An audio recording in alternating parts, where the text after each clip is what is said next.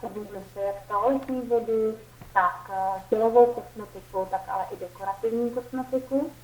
V této vůni je obsažena ostružina, grep, šampaňský akord a nebo je tady vře.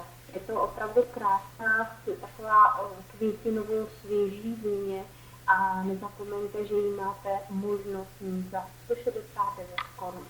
Pojďme se podívat dál. A samozřejmě doplňující je i tělová kosmetika. Upozornila bych tady, že sada je za 199 korun a je do vyprodání zásob.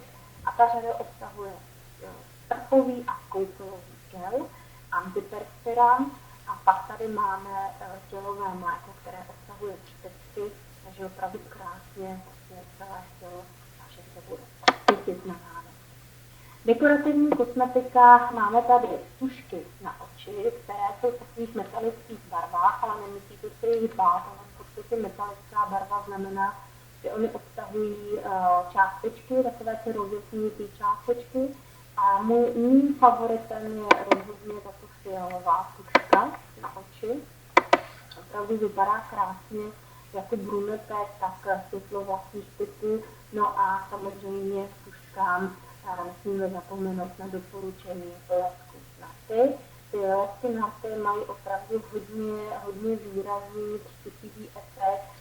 V podstatě, když se podíváte na ty barvy, tak je tam fialková, růžová, taková do bronzová, do zlata, tak ono to na to se tváří opravdu pouze jenom takový lehký nádor té barvy. Tak a pojďme se podívat dál. Já vždycky říkám, že když už nikdo nic v katalogu nechce ani kosmetiku, nechce ani tělovou kosmetiku, ani dekorativní kosmetiku, tak můžeme doporučit v tuto chvíli krásný dárek a to je difuzér, který má velmi příjemnou vůni.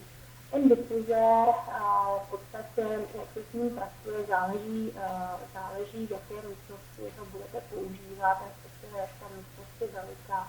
Čím větší místnost, tak tím více se tam dává těch dřevíček s tou kuličkou. A pokud třeba máte místnost, dejme tomu toaleta nebo koupelna, kde ten prostor je menší, tak tam vám stačí těch dřevíček méně, třeba jenom půlka.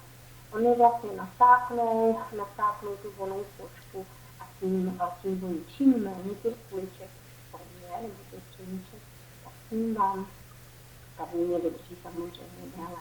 Takže za 249 korun to si dovoluji upozornit, že by mohl být opravdu hit také tohoto katalogu.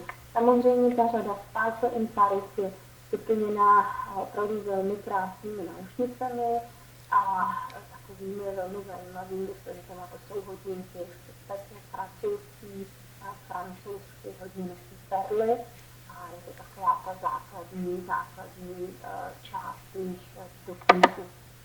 No a teď už tady máme něco z nabídky Oriflame, na kterou bychom neměli zapomínat, když se blíží Vánoce, tak myslím si, že pod každým vánočním stromečkem najdeme určitě nějakou vůni. V tuto chvíli je celá řada Davigo, máte nové třeba Antiperspira, je to vůně, která je nejstarší vůbec Oriflame a v tuto chvíli máme několikátý vlastně třeba, ale několikátý inovace. Je to vůně, která je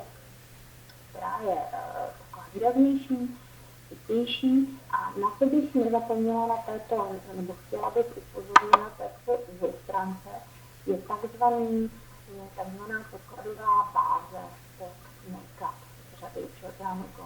To vlastně podkladová báze je to báze, která dokáže připravit pleť na podkladový krém a má projasňující efekt, to znamená, že pokud máme nějaký výrobek, který má projasňující efekt, tak on odráží vlastně prsky a nezvratné vrásky.